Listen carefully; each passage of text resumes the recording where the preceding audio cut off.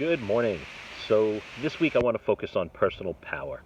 And what I mean by that is how we take responsibility for our actions and how we understand that the choices we make lead to outcomes. And those outcomes are really that they're our responsibility. It's very easy to blame other people when things don't go your way.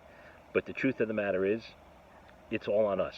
I've made some really bad decisions in my life. And even though I got screwed and people did the wrong thing by me, I still made the decision that led me down that path.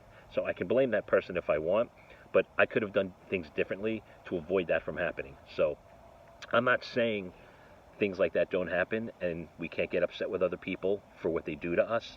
But what I am saying is at the end of the day, it's our decisions that led us there. And once we understand that and we take responsibility for our actions, that's when we're able to learn and grow and realize that we could have made a better decision to put us in a better place. And it also has to do a lot with what we've been talking about with reactions and being in flow. When you step into your power, you believe in yourself, you take responsibility for yourself, and you don't let other people impact what you're going to do or how you're going to feel.